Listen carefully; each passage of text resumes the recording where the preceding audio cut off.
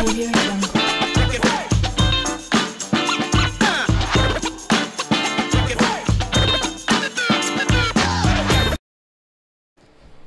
Yo, les gars, vous savez que j'ai un site web, non?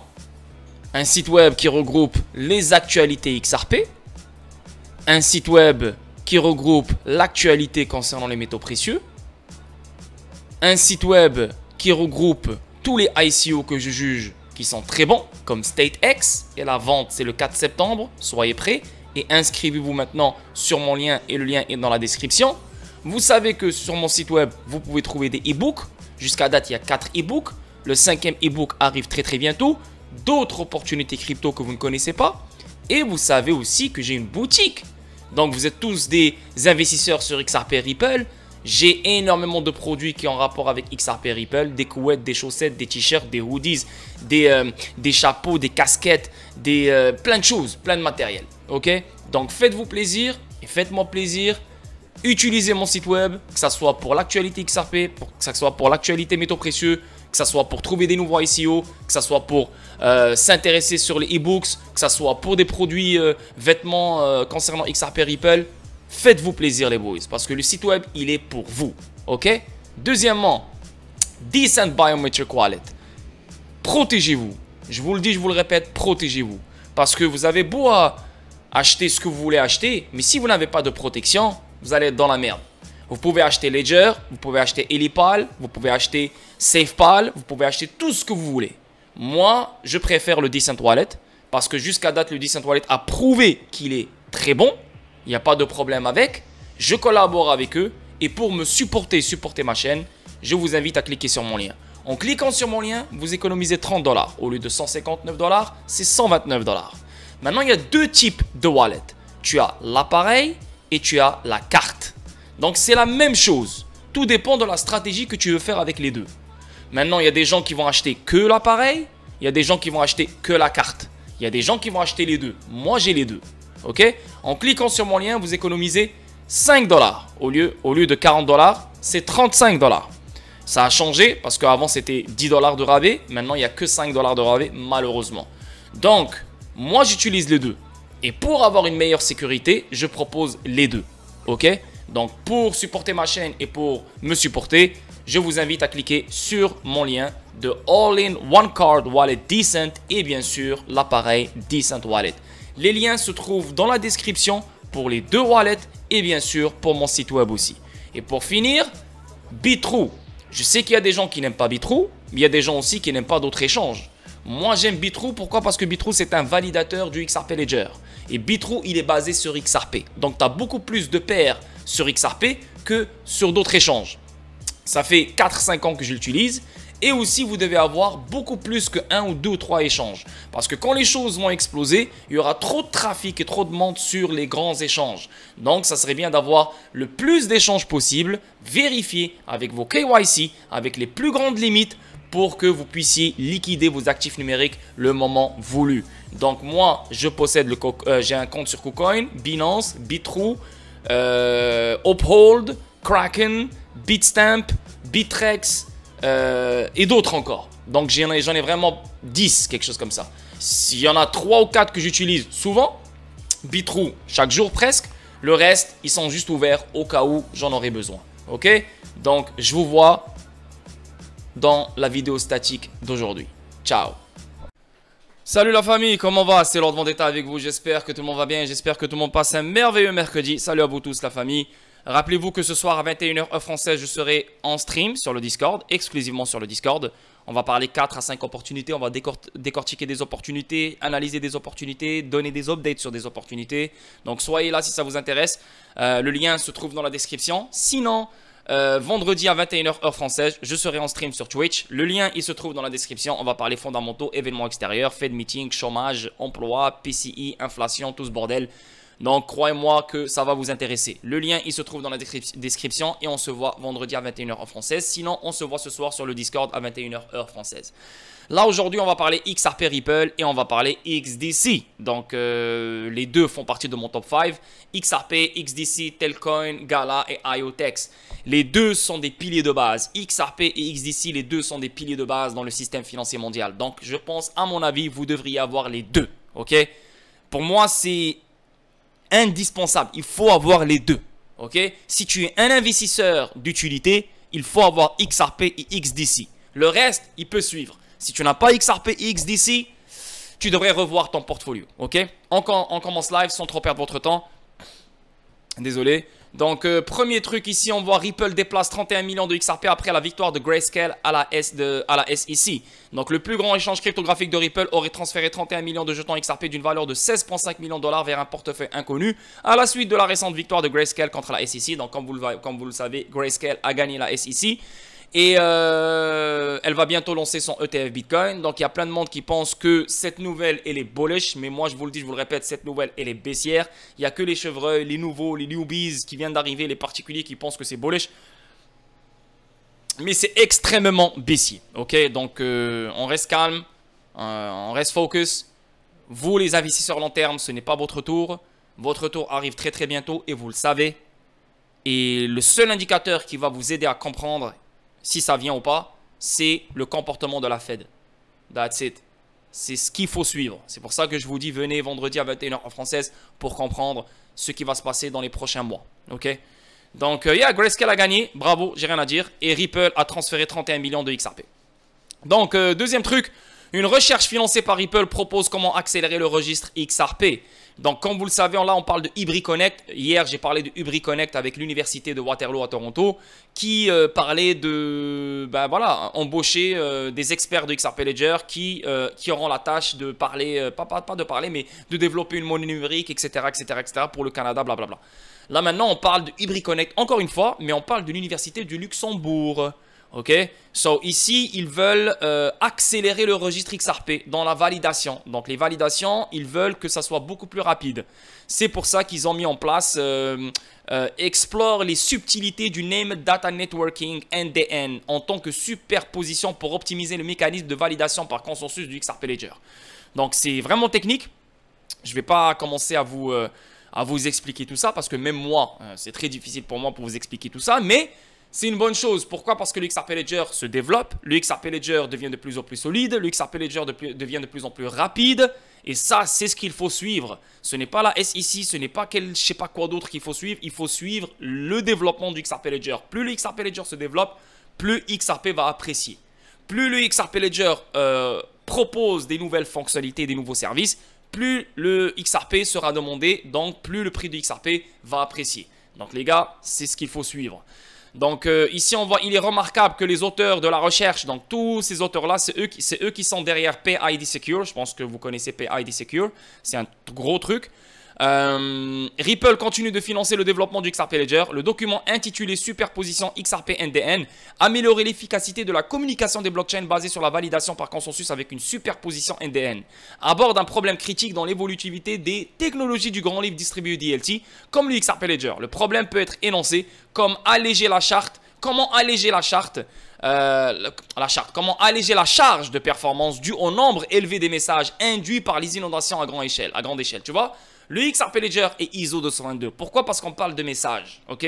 Il reçoit des messages, il envoie des messages. RippleNet, c'est ISO 222. Ça envoie des messages et ça reçoit des messages. Le XRP est un actif numérique, est un outil financier. Il ne reçoit pas de messages, il n'envoie pas de messages. Au contraire, il déplace de la liquidité. So, il n'a aucun rapport avec le ISO 222. Le XRP Ledger est ISO 222. RippleNet est ISO 222. Ok?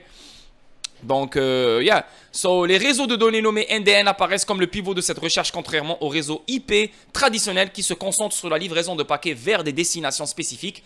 NDN récupère les données par nom, offrant ainsi une mise en cache du contenu pour améliorer la vitesse de livraison et réduire la congestion. Tu vois, donc, c'est la rapidité ici. On essaye de rendre le XRP Ledger beaucoup plus rapide dans la validation.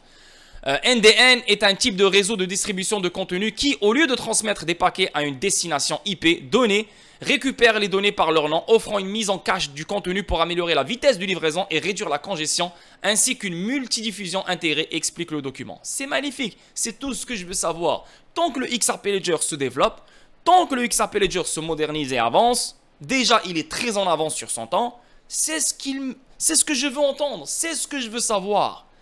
Je ne veux ni entendre parler de la SEC, de l'affaire juridique. Je ne veux ni entendre parler du court terme, qu'est-ce qui va se passer avec Bitcoin, qu'est-ce qui va se passer avec ça. Ce qui m'intéresse, c'est l'adoption du XRP Ledger. Ce qui m'intéresse, c'est l'évolution du XRP Ledger. Plus il y a des fonctionnalités qui s'ajoutent sur le XRP Ledger, plus il y aura de la demande pour XRP et plus le prix de XRP va apprécier. Ok? Donc on avance. Ici, on parle de... Les experts soulignent l'impact potentiel de XAO et XRP Plus sur XRP. Donc, comme vous le savez, on a parlé de ça déjà. XAO Network est un network qui ramène les contrats intelligents sur le XRP Ledger. Grâce à Evernode, on peut ajouter des crochets sur le XRP Ledger. Donc, ce genre de réseau qui s'appelle XAO peuvent s'accrocher au XRP Ledger et offrir des contrats intelligents au XRP Ledger. Donc, le token principal de XAO Network, c'est XRP Plus. Donc, XRP Ledger, il a son propre token qui est XRP. Et XAO Network a son propre token qui s'appelle XRP Plus. Okay? Donc, ces contrats intelligents en rapport avec le commerce de détail et les ventes au détail. Okay? Donc, les contrats intelligents se feront utiliser par le commerce du détail et les ventes au détail. Donc, les personnalités de la communauté XRP spéculent sur l'impact potentiel que le XAO Ledger et son jeton natif XRP Plus pourraient avoir sur le XRP Ledger et le XRP. Suite à la publication du livre blanc sur la sidechain XRP Ledger, XAO et son jeton natif XRP Plus, les experts ont pesé sur les implications potentielles à la fois pour le réseau principal XRP Ledger et le jeton XRP d'origine. Rappelons que le XRP Ledger Labs, les développeurs de Xoom, ont récemment publié le livre blanc XAO. Selon le livre blanc, XAO intégrera les hooks fonctionnant comme une sidechain XRP Ledger avec des capacités de contrat intelligents. De plus, XAO exigera son jeton natif XRP Plus pour les fonctionnalités en chaîne. Donc, pour qu'on opère sur le réseau XAO, il faut le token natif du réseau XAO qui est XRP Plus. Ok? Le livre blanc affirme que les utilisateurs peuvent se procurer du XRP Plus en gravant leur jeton XRP d'origine. Donc, pour avoir des XRP Plus, pour opérer dans le réseau XAO Network, il faut brûler des XRP. Donc, plus le réseau XAO Network deviendra connu et se fera utiliser, plus il nous faut des XRP Plus, plus il faut brûler des XRP. Donc, moins de XRP en circulation, plus de XRP demandé, donc le prix de XRP va apprécier. Les experts pensent que l'émergence de XAO et XRP Plus pourrait affecter le XRP Ledger et le XRP. L'impact de XAO sur le XRP Ledger. Le fondateur de Deezer Capital, Yassin Mobarak, a présenté une analyse des résultats potentiels. Son point de vue, bien que spéculatif, discute des possibles aspects positifs et négatifs de cette évolution importante. Les points positifs. Du côté positif, Mobarak souligne qu'il est peu probable que le XAO Ledger remette en question la principale proposition de la valeur du XRP. Il y a un seul XRP dans ce monde. Et là, on parle de code. Quand le XRP Ledger a été créé, XRP est venu avec. Ok? Donc, tu ne peux pas remplacer l'utilité du XRP. Tu ne peux pas remplacer la valeur de XRP avec un autre token qui vient de voir le jour. C'est impossible. Parce que dites-vous que le XRP Ledger existe depuis 2012. Ça fait 11 ans que Ripple fait des tests avec XRP Ledger. Donc, les banques, les institutions financières, etc. connaissent XRP. Ils ont adopté XRP, ils ont choisi XRP. Ce n'est pas XRP Plus. Et en plus de ça, XRP Plus touche seulement le commerce au détail. Dans un angle qui est les contrats intelligents. Mais ce n'est pas les paiements transfrontaliers, les règlements instantanés, l'interopérabilité avec les CBDC, l'élimination du préfinancement, l'élimination de la friction, etc., etc., etc., etc., etc. Donc ça ne sera jamais pareil. Il ne va jamais mettre de l'ombre sur le vrai XRP. Parce qu'il y a un seul XRP. Il pense que XAO pourrait ne pas être en mesure d'établir les mêmes corridors de paiement internationaux que Ripple a cultivés au cours de la dernière décennie. Est-ce que sur RippleNet, on utilise XRP Plus? Sur RippleNet, on met en place les corridors. Hein? Parce qu'au début, on utilise Xcurrent. Donc, Ripple met déjà, elle met en place les corridors avec RippleNet. Ok? Donc, les corridors, on utilise Xcurrent en premier. En utilisant Xcurrent, on utilise toujours le système conventionnel. Donc, on utilise toujours le préfinancement. Mais les corridors sont déjà mis en place avec RippleNet. Dites-vous que RippleNet est déjà dans 55 pays. Et ça continue. Rappelez-vous que James Wallace, il a déjà parlé de 30 banques centrales avec qui ils sont en train de parler en ce moment. So, les autoroutes et les corridors sont déjà mis en place grâce à RippleNet. Mais en ce moment, on utilise à 90% Xcurrent. Mais bientôt, on va utiliser XRP. Pourquoi? Parce que au lieu d'utiliser le préfinancement, on ne veut plus utiliser le préfinancement. Pourquoi? Parce que grâce à Basel III, les banques et les institutions financières doivent avoir plus de capital, doivent avoir plus de réserves, doivent avoir plus de liquidité. Donc c'est quoi la solution ici? Il faut débloquer de la liquidité qui dort, le préfinancement. Il faut créer de la liquidité, les AMM sur le XRP Ledger. Il faut déplacer de la liquidité, donc les actifs tokenisés, l'internet de la valeur, etc. etc. So, il ne va jamais prendre le rôle du vrai XRP. Tu comprends? XRP a été créé pour un truc, pour une certaine utilité, pour une certaine solution. Et ça fait 11 ans qu'il se fait tester pour cette utilité, pour cette solution. Ok? Donc tu ne vas pas venir du jour au lendemain et créer un token et ce token va prendre la place du XRP. Ça ne fait aucun sens. Donc XRP sera utilisé pour les paiements transfrontaliers, sera utilisé pour les règlements instantanés, sera utilisé par les banques, sera utilisé par les institutions financières pour éliminer le préfinancement et pour déplacer de la liquidité, créer de la liquidité et débloquer de la liquidité. Ok?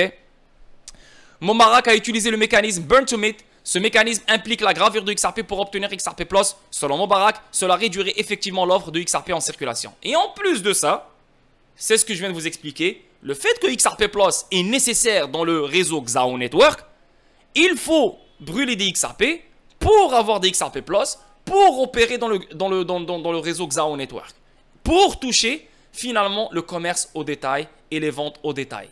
Donc, n'importe quoi qui arrivera, XRP sera utilisé ici. Toutefois, certains experts affirment que l'impact de ce mécanisme pourrait ne pas être suffisamment important pour faire une différence considérable sur le marché. Mubarak a également souligné la décentralisation du XRP Ledger. Le succès de Xao pourrait servir de preuve concrète que Ripple n'exerce pas de contrôle sur le XRP Ledger. Voilà. XRP Ledger est un DLT décentralisé que personne ne contrôle. Ni Ripple, ni personne. C'est un consensus de validateurs de confiance. Il y a un vote. N'importe quoi qu'on doit faire, il faut voter. C'est vraiment démocratique. C'est vraiment la démocratie sur le XRP Ledger. Ok? Donc ni AMF, ni SEC, ni le Maroc, ni les États-Unis, ni l'Algérie, ni la France ne pourra avoir le contrôle sur le XRP Ledger. Ni BRICS, ni personne. Mais tout le monde va utiliser le XRP Ledger. Parce que toute la valeur du monde va passer par le XRP Ledger. Rappelez-vous la toile d'araignée. Le XRP Ledger, il est au milieu. Ok? Cela répondrait aux préoccupations de centralisation qui ont persisté au fil du temps. Donc les gens qui parlent toujours de centralisation, fermez votre gueule. Les négatifs. L'influenceur de la communauté XRP a également souligné les inconvénients potentiels de l'émergence de Xao. L'une des principales préoccupations concerne l'impact prévu sur la liquidité du XRP. À mesure que la sidechain gagne du terrain et devient un écosystème dynamique, un transfert de liquidité du XRP d'origine vers le nouveau jeton XRP Plus pourrait se produire, en particulier dans le secteur de la vente au détail.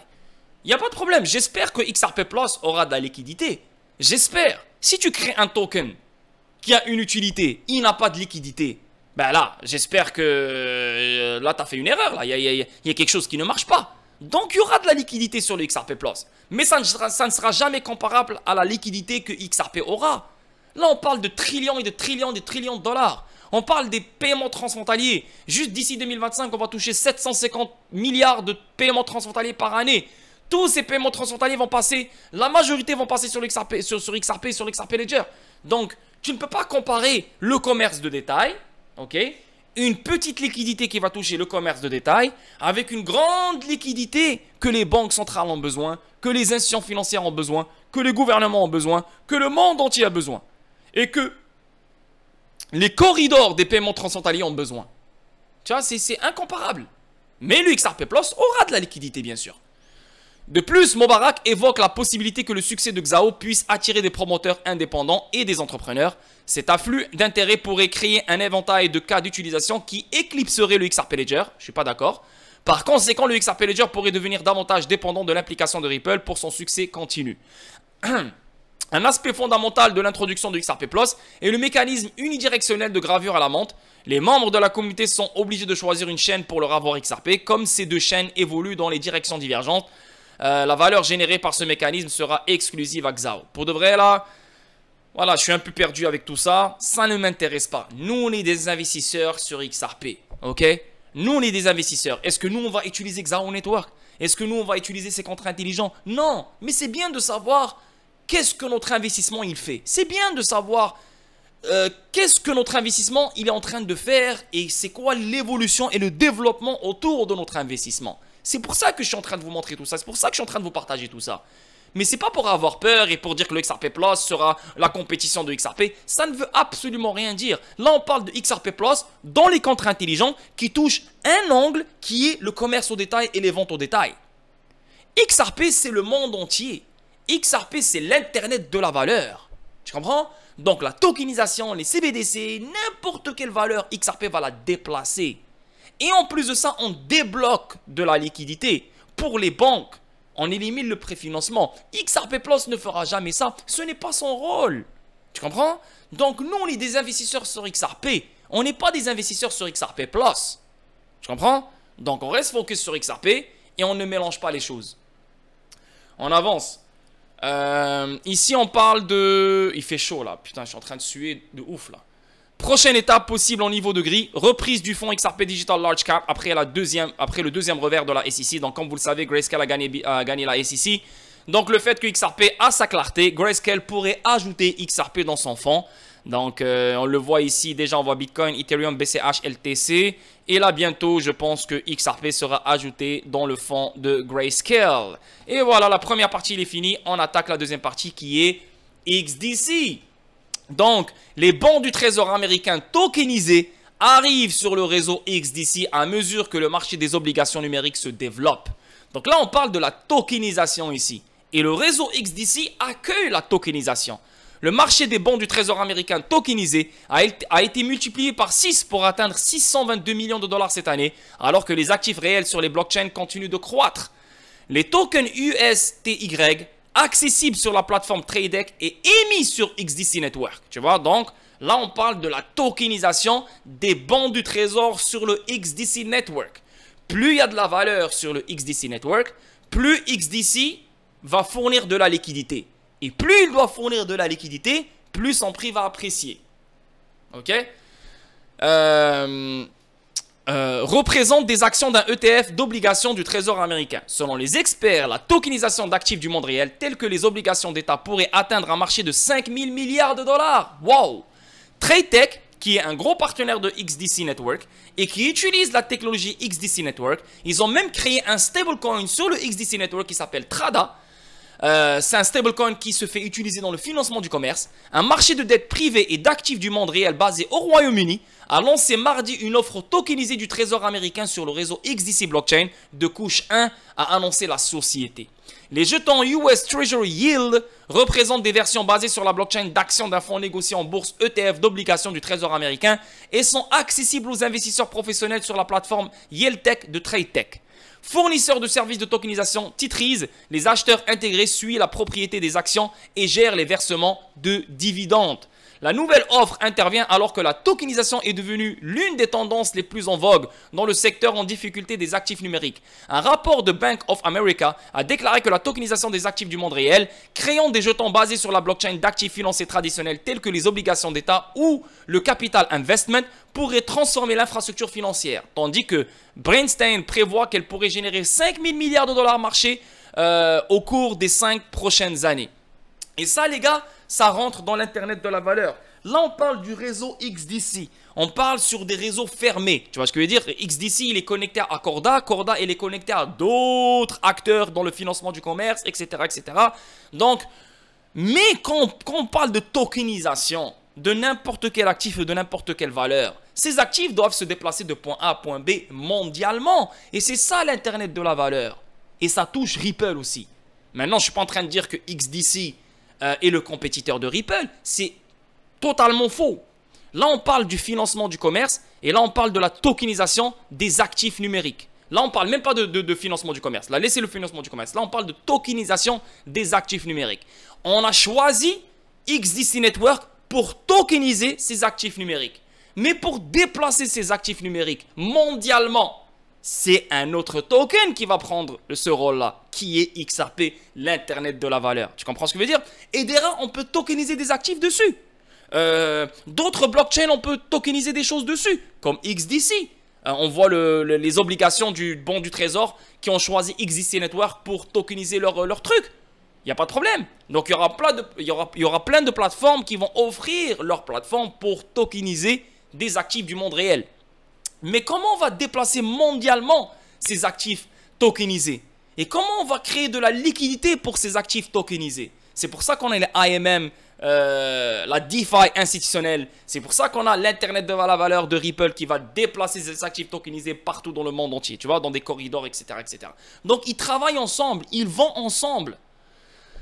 Plus il y aura des plateformes comme XDC Network qui vont ramener de la tokenisation, qui vont offrir la tokenisation, qui vont accueillir plus d'actifs du monde réel qui seront tokenisés sur leur plateforme, plus il y aura la création de la valeur. Et plus il y aura la création de la valeur, plus on va connaître le vrai Internet de la valeur. La demande du bon des trésors tokenisés a presque sextuplé pour atteindre 622 millions de dollars cette année selon RWA. Les sociétés de cryptographie et les fonds d'investissement recherchent ces produits pour bénéficier de taux d'obligation d'État plus élevés, tandis que les rendements des prix cryptographiques ont plongé dans un contexte de désendettement massif pendant le marché baissier. XDC rejoint une concurrence féroce entre les blockchains pour devenir le premier lieu pour les actifs tokenisés. Tu vois, donc, c'est une plateforme qui offre des services de tokenisation, comme Ethereum, comme Stellar, comme le XRP Ledger, comme Hedera, comme n'importe quelle autre plateforme. Mais plus il y aura des actifs tokenisés, plus il y aura de la valeur à déplacer. Et plus il faut créer de la liquidité pour ces valeurs, pour cette valeur. Et c'est là qu'on verra XRP rentrer dans le jeu. Tu vois ce que je veux dire? Stellar et Ethereum sont les principaux marchés pour les bons du trésor tokenisés. Mais d'autres réseaux progressent également dans l'adoption du RWA. JP Morgan a exécuté des transactions avec des versions tokenisées du yen japonais et du dollar de Singapour en utilisant le réseau Polygon, tandis que Securitize a émis des jetons d'actions d'une société de placement immobilier sur la blockchain Avalanche Avax. Tu vois, donc toutes les blockchains offrent la tokenisation. Mais qui va déplacer toute cette valeur mondialement 24 heures sur 24, 7 jours sur 7? Qui? XRP. Faut pas oublier ça. Donc, magnifique ici pour XDC. Donc, il y aura plus de valeur et plus oui, il y aura plus de valeur sur le réseau XDC. Et plus il y a de la valeur dans le réseau XDC, plus le token XDC doit fournir de la liquidité pour ses actifs tokenisés sur son réseau. Et plus il va fournir de la liquidité, plus le prix de XDC va apprécier. Donc, plus il y aura de la valeur tokenisée qui sera sur le réseau XDC, plus le token XDC va apprécier. On avance. Et là, on est toujours sur XDC ici. Rappelez-vous d'un truc. Vous vous rappelez de ça? Vous vous rappelez de ça, les gars? Le Royaume-Uni présente au Parlement un projet de loi sur les documents commerciaux électroniques. Vous vous rappelez de ça? Ça, c'était le 12 octobre 2022. Donc, le Royaume-Uni, il a présenté un projet de loi pour adopter les documents commerciaux électroniques. Hein, vous vous rappelez de ça? Donc, quand on parle des documents commerciaux électroniques, on parle de bill of lading, connaissement, lettres de crédit, tout ce bordel. Donc, c'est tous des instruments du financement du commerce. Et qu'est-ce qu'on voit ici? On voit le Royaume-Uni a officiellement présenté au Parlement le projet de loi sur les documents commerciaux électroniques, la prochaine étape d'un long chemin visant à mettre fin au recours légalement imposé au pays à l'utilisation de papier pour les documents commerciaux. Tu vois? Et là, on parle de quoi? On parle du ITFA. Ok, donc le nouveau projet de loi attendu depuis son annonce lors du discours de la reine en mai est accueilli favorablement par les entreprises et les leaders de l'industrie à travers le pays, notamment la Chambre de commerce britannique et l'International Trade and Forfeiting Association ITFA. Et qui fait partie du ITFA? Le réseau XDC de Xenfen, la première société de blockchain à rejoindre l'initiative mondiale TFD. Donc l'initiative TFD a été créée par le ITFA pour renforcer l'automatisation et la transparence dans la répartition des actifs commerciaux et des risques. Donc, si on va chercher XDC, donc XDC, il est mentionné 5 fois là. Donc, voilà ici, XDC Network, un utilitaire réseau fournissant une technologie de contrat intelligent pour produire des jetons cryptographiques, a été sélectionné pour rejoindre l'initiative TFD par le vétéran de la fintech André Casterman, dont l'expérience impressionnante comprend plus de 20 ans chez Swift, on a déjà parlé de ça, diverses innovations technologiques dans les paiements interbancaires, paiements d'entreprise, trésorerie, blablabla. en accueillant le réseau XDC, Casterman, qui est également président du comité FinTech du ITFA, a déclaré: l'initiative TFD fournit l'ensemble le plus complet de capacités de distribution commerciale. Nous accueillons favorablement le réseau XDC de Xenfin dans l'initiative TFD, car cela nous permet de relier la classe d'actifs de financement du commerce de 19 000 milliards de dollars américains à tout type de bailleurs de fonds via la tokenisation et des actifs numériques. La tokenisation des instruments du financement du commerce, donc les connaissements, etc. Le Royaume-Uni, il a déposé un projet de loi et le ITFA fait partie du projet de loi pour les documents commerciaux électroniques. Donc, des documents du monde réel seront électroniques, seront numériques. Donc, on va les tokeniser. C'est exactement ce qui se passe avec TradeTech, qui a émis des bons du trésor sur le réseau XDC Network. Donc, on a tokenisé les bons du trésor. OK? Donc, plus il y aura la tokenisation qui va s'amplifier sur le réseau XDC Network, plus le token XDC doit fournir de la liquidité. Et pour qu'il fournisse de la liquidité, il doit être un higher price. C'est inévitable. 1 plus 1 est égal à 2. OK? Et on continue. Donc, qu'est-ce qu'on voit ici? The Electronic Trades Document Act 2023. Le Royaume-Uni modernise la loi relative au connaissement électronique. Connaissement, les fonctions, donc on le voit ici, la loi de 2023 sur les documents commerciaux électroniques vise à moderniser la loi relative aux documents commerciaux électroniques, y compris les connaissements électroniques. Il adopte une approche légère et flexible, mais cette flexibilité est-elle obtenue au détriment de la certitude? Qu'est-ce qu'on voit ici? On voit un document dans lequel on voit le Parlement britannique qui parle de XDC et qui parle des documents électroniques. Donc voilà, je l'ai traduit. Utilisation de la loi type sur les documents transférables électroniques MLETR pour permettre l'utilisation légale des documents transférables électroniques au niveau national et international. La EMLETR s'applique aux documents transférables électroniques qui sont fonctionnellement équivalents aux documents aux instruments transférables. Les documents ou instruments transférables sont des documents ou instruments sur support papier qui donne au titulaire le droit de réclamer l'exécution de l'obligation qui est indiquée et qui permet de transférer le droit à cette exécution en transférant la possession du document ou de l'instrument. Les documents ou instruments transférables comprennent généralement les connaissements, les lettres de change, les billets à ordre et les récépissés d'entrepôt. La solution sera développée à l'aide du réseau XDC, un réseau blockchain compatible EVM conçu pour les applications d'entreprise qui est plus efficace et nettement moins coûteux à utiliser avec un temps de blocage de 2 secondes et jusqu'à 2000 transactions par seconde avec des frais de gaz quasi nuls. XDC est un protocole de blockchain hybride à code source ouvert prêt pour l'entreprise. C'est pour ça que Corda est connecté à XDC Network. C'est pour ça que R3 est connecté à XDC Network parce que il est prêt pour l'entreprise. Et Corda est connecté avec beaucoup d'entreprises mondiales. Et parmi ces entreprises, c'est des entreprises du financement du commerce. C'est pour ça que la connexion elle a été faite assez rapidement. Prêt pour l'entreprise qui se spécialise dans la tokenisation pour la finance décentralisée dans le monde réel. Donc ici on voit...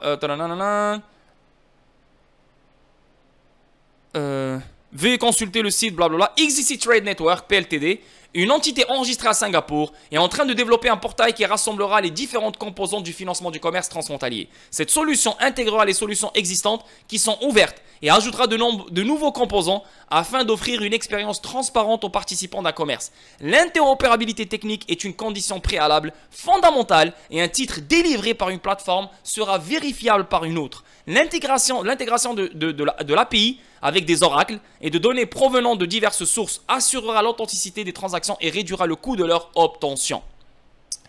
Pour la plupart des termes relatifs au commerce transfrontalier, l'autorité en matière de normes sémantiques est le CFACT ONU et c'est donc cette norme qui sera suivie. XDC Trade Network, composante de la solution, émission et remise de connaissements électroniques, émission et remise de tout instrument négociable. Donc tout va passer par le XDC Network.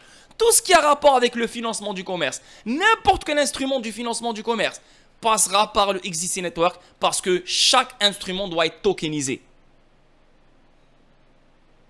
C'est très gros ça les gars. Rappelez-vous qu'est-ce que André Casterman il a dit. 19 000 milliards de dollars dans cette industrie qui est le financement du commerce. Alors imaginez combien d'instruments du financement du commerce seront tokenisés. Combien de valeur sera sur le XDC Network? Plus il y a des choses qui seront tokenisées, plus il faut créer de la liquidité pour ces choses tokenisées. Et XDC Network doit être un higher price, il doit être assez élevé pour pouvoir fournir de la liquidité pour ces actifs tokenisés sur son réseau et bien sûr d'autres réseaux comme Corda et R3. Tu comprends ce que je veux dire?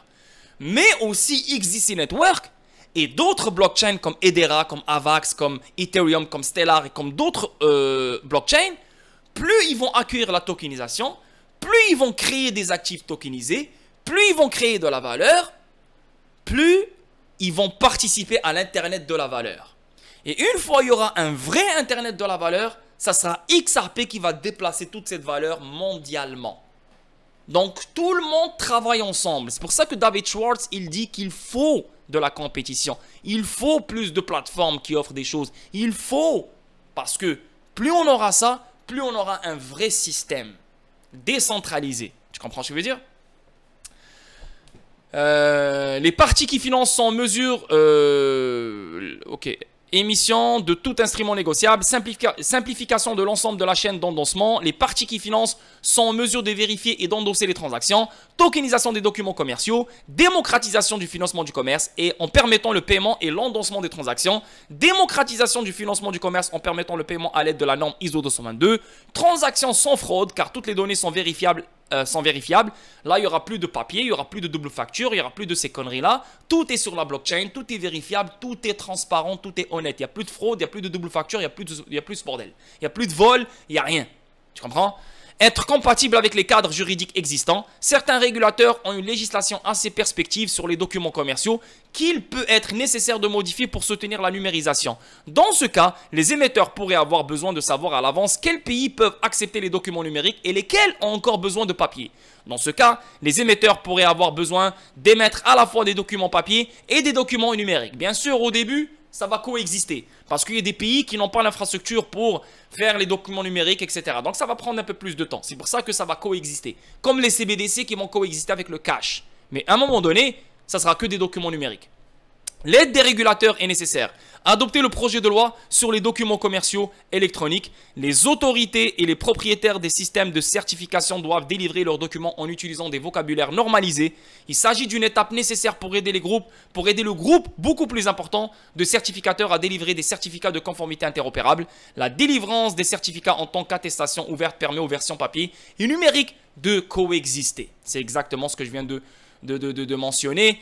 Et les gars, voilà, vu qu'on parle de connaissement, on parle de tout ce bordel, tradefinex.org qui vient de XDC Network, ben on le voit clairement ici, hein. Donc voilà quoi, instrument support, donc on voit clairement créance, lettre de crédit, garantie, connaissement. Tu vois, donc tout ça, c'est des documents numériques. Et l'Angleterre a déposé un projet de loi, et je pense que ce projet de loi, il a déjà été accepté, je pense. Et voilà quoi. Donc si l'Angleterre a déjà déposé un projet de loi sur les documents commerciaux électroniques et TradeTech est une compagnie britannique qui a utilisé XDC Network pour tokeniser les obligations du Trésor américain, les gars, c'est plus que ça, je sais pas quoi vous dire. Si vous n'êtes pas sur XDC maintenant, les gars, je sais pas quoi vous dire. Le ICC du Royaume-Uni qui est connecté aussi à XDC Network. Tu vois, Chris Southworth, voilà, Chris Southworth, voilà. Je vous ai déjà montré tout ça. Ça, c'est pas des trucs nouveaux que je vous montre. C'est juste des rappels que je vous fais là. Chris Southworth, ok? Donc, Chris Southworth qui vient du ICC. Et là, on va parler XDC. Voilà, juste pour vous dire que je dis pas n'importe quoi. I know what I'm saying. Chris Southworth, ok? Vous l'avez vu, non? Donc, voilà. Et là, ça parle de XDC Network, encore une fois. Voilà. Voilà, Chris Southworth, secrétaire général d'ICC Royaume-Uni et observateur de l'initiative TFD, a déclaré: le financement du commerce est une classe d'actifs intéressante pour les investisseurs institutionnels. Rendre le financement du commerce plus accessible aux investisseurs non bancaires est d'une importance capitale si nous voulons stimuler la reprise économique après le Covid, blablabla. Donc le même Chris Southworth, c'est le même qui participe dans le projet de loi des documents commerciaux électroniques. Il fait partie de l'initiative TFD. Et XDC fait partie de l'initiative TFD. Et XDC, c'est la meilleure technologie pour tokeniser les instruments du financement du commerce et moderniser le financement du commerce. On parle d'une industrie de 19 000 milliards de dollars. Beaucoup d'argent va circuler sur le réseau XDC Network. XDC Network est connecté à Corda, il est connecté à R3. XDC Network est c'est une entreprise ready, donc il est prêt pour les entreprises. Corda, c'est pareil, elle est prête pour les entreprises. Donc, Corda est connecté à plein de joueurs dans le financement du commerce. Plus ces joueurs dans le financement du commerce vont utiliser le réseau XDC Network pour tokeniser n'importe quoi qu'ils veulent tokeniser, plus le réseau XDC Network va accueillir de la valeur. Et plus cette valeur elle a besoin de liquidité, plus le token XDC va fournir cette liquidité. Et la seule façon pour qu'il fournisse cette liquidité, il doit être à un prix élevé. Donc voilà les boys, j'espère que vous avez aimé. 35 minutes, ça fait longtemps que j'ai pas parlé de XDC. Pour de vrai, ça fait vraiment plaisir. Il y a plein de choses à dire sur XDC. Il y a plein de choses à dire sur XDC. XDC ne se limite pas à ça. Il y a plein de choses, ok? Il y a les stablecoins, il y a des dApps qui se construisent dessus. Il y a plein de choses. Mais c'est le financement du commerce. C'est la colonne vertébrale du réseau XDC. C'est le financement du commerce. Pour moi, c'est pour ça que je suis investi sur XDC. Pas parce qu'on peut créer des stablecoins. Pas parce qu'on peut créer des dApps dessus. Pas parce qu'on peut... Non. Parce que n'importe quelle blockchain, on peut faire la même chose. C'est le financement du commerce. Le fait qu'il est en train de mettre des piliers de base dans le financement du commerce. Le fait qu'on peut moderniser les instruments du financement du commerce, etc. C'est pour ça que je suis investi sur XDC. Ok? Donc les boys, merci pour cette vidéo. N'oubliez pas les likes, n'oubliez pas les abonnements, n'oubliez pas les commentaires. Laissez des commentaires, ça me fera plaisir. Sinon, on se voit ce soir à 21 h heure française sur le Discord. Et on se voit vendredi à 21 h heure française sur Twitch. Peace tout le monde. Bye.